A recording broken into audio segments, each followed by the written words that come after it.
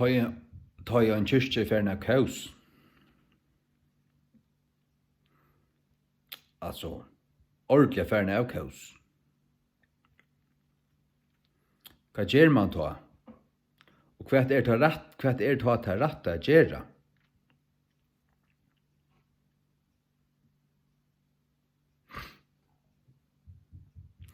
I fargen er det vært så til først at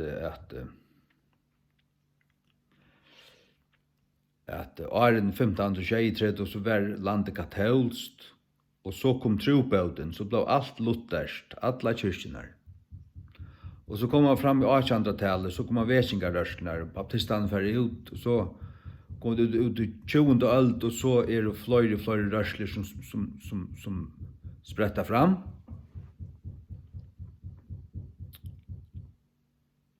Og til dømes til at trobøten kom, og at man fer ut ur katolske kyrkjene. Det var eisa. Det var så purast rett. Og så var det nek som helt og atter det bygd til, altså kyrkjan, hette den kyrkjan som vært siden 620, altså det og nei, vi må være part, vi må runde pavanen, annars vi vanta, altså. Og det bara, det så gjør det bara tøm Patrik, og ikke halde ut og gi over. Og det som føringen hever uisar det at det kyrkjan prester, og det som alt og man vil lykkes med henne, og ikke et eller annet som øyder øyden sakramenter, og prestens hånd, og gjærast i kristnare gjør, og alt dette her. Så er det lydet og alle disse her tingene her, så er det fotre Patrik. Hatt var han ikke verlagene gjøre. Gjæra og kristnare gjør, deir. Du kan være ferdig til Afghanistan, vi her i 20 år, så halar Biden herren ut, og så Taliban plan her, og tar kunne gått pyna det og drepa det, og fer ytla vittar, og blekka det bare ut, og tog etna hunden. Helt godleggna koi til, ja? For at hun er veldig opprørsende av tog. Ikke pette. Etla menn som silt og anker datt for bor, han bare etna haien, da funnet han omgang tog. Det er nekka verre, ikke pette.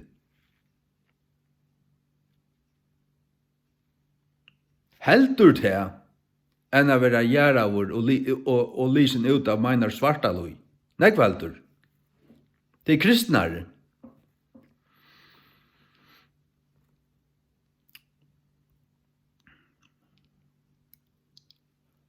Nei, så du må skilja til at så som støvan og som vi sødja langt hent i grannalanden, og i Sverige og Norra og Bretland, og ikke Osland, nei, men altså, Sverige og Norra, Danmark. Prester kunne godt lette seg i elabå-kjola, og henge et elabå-flagg framan av talersøvnen. Altså, det var velsignelse i kyrkene, fra hakst og rauken av i kyrkene, det var det også i fargen. Legg merke til at i 2013 tar jeg flangte Anne Jesse Mette Bell av, etter galven og nere, 3. januar, 13. Så, og en halv vik, så var det vært malet akkord her på en, og bispor forsværa i henne. Selv man var ikke akkurat hos det. Og det du ser så gjerne, han spelar som om han får handa vi, men så han øste handa vi. Og egentlig stender han. Han tog med inn. LGBT med inn. Han en LGBT-prester. Han en balsbispor. Og hvordan nekver av som presten ikke til. Jeg kan si at det er tar som personlige frelster og evangeliske møte, tar som førefyre og være bittner. At tala til en misjonsvik og til at tar og andans menn. Til Jesu Kristi kyrkja. Og resten ta slett iverhøver ikkje.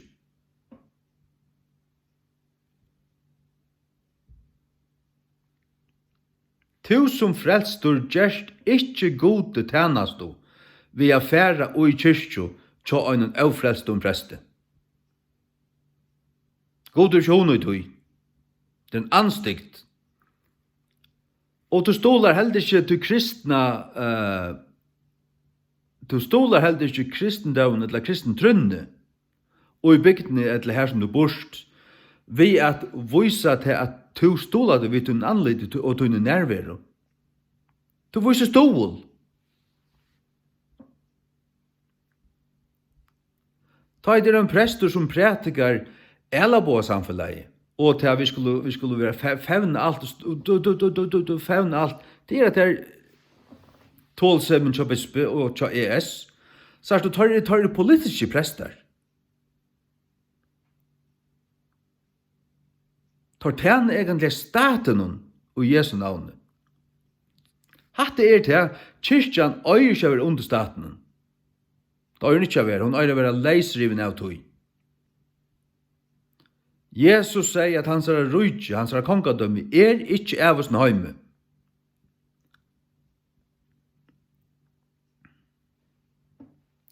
Og hvis man nærkant kunne ta som til at et land var Kristus, så kan man ikke ta som til langer, for jeg er ikke Kristi. Først og atter til mitt og i sørste og alt, så kunne du, ja, men kulturkristi, legg mest til. Kulturkristi. Og det skal ikke forvrengast vi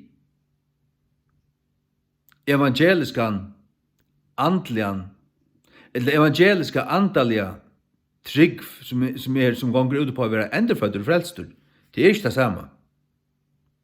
Selv om det kan signa landet og gjøre det bedre, det bygger, det fer etter ankrum prinsippen i Bibelen, og det er friere enn hit. Men nå tar man gjør kyrkjenar simpelthen til ta torra spott, altså.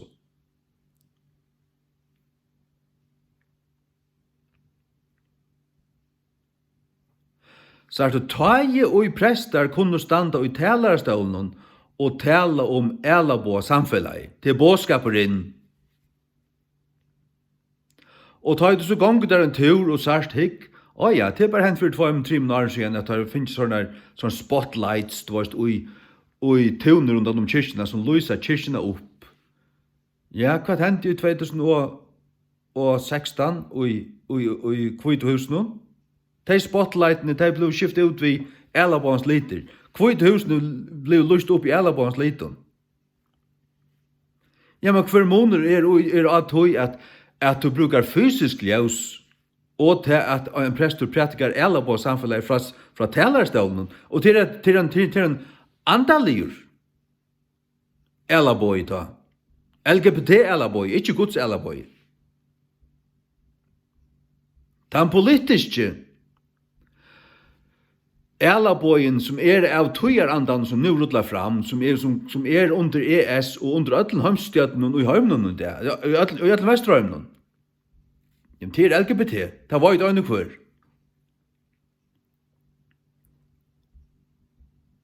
Og ta i tala i en kyrkju, så hun langt lust opp i Elabans liten. Andalega seg det en Elabå kyrkja. Ikke utan så folk ikke opprørst og sier at det finner dere slett ikke, vi tåler det slett ikke. Tåler det dette her? Tåler det dette her? Ja, så er det åttvita.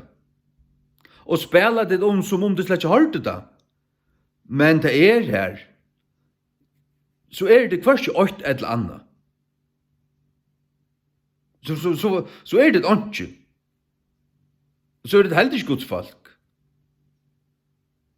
Og så må jeg bare si, velge i det hver en til fylkja, god eller bal.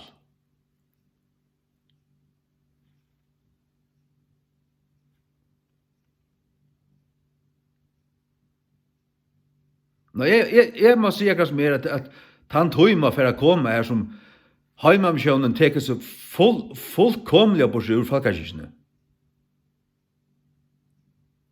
Og tar 4-5 frelste prestene her tekka seg ut og stavna en lutherska evangeliska frukyrkju. Og leta bisp og Anne Jesu Mette Bell og Theodor Nosshødd og Meinar Svartal og hinnar drumbanar bara sigla vi er sunnsjekv. Tar fylgja satan og lukkaval. Tar til.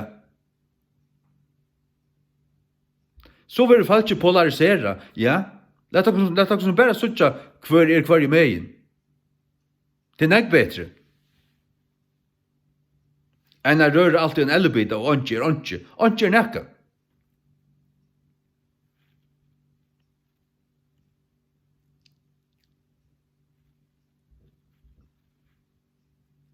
Jesus øyrena kyrkju. Og ta i borstrykkingen være, så synes man sutja hvor det er, til det som kommer å være rikt borster. Det som han kommer etter. Det er det frelst du.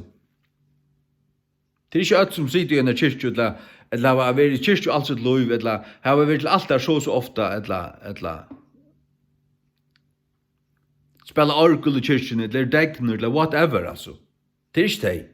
Det kan være. Men det er ikke åkt det samme, manje. Det måste skilja.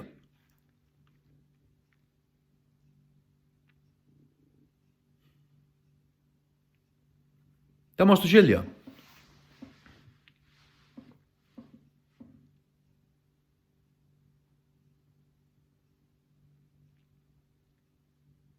Nei, så det er nekk bedre som det er til døms i Kina og i Nordkorea og i alle London her som forfylking er, det er sånn at de som verilig er tryggvande, de møtast vi øren tryggvande, hver, annakort har man ikke okken, eller har man ikke tikkun. Og breibrødingen er en brebbite, og vinsaften er en glas av rebenasaft, og så leser vi er altså bibeltryggvande. Vi studerer bibelna saman, vi bia saman, vi deila opplevingar og vittnesborer, og vi flere enn 3, 4, 5, så kunne vi føre sinja saman.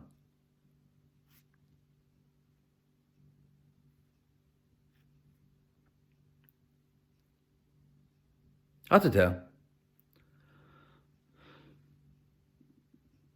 Hatt det er altså til.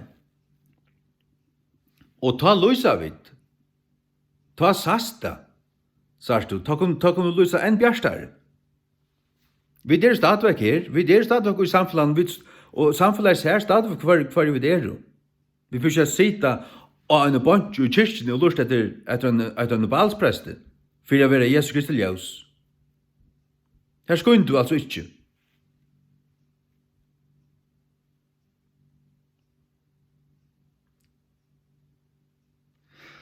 Så mye har vi å si, amen.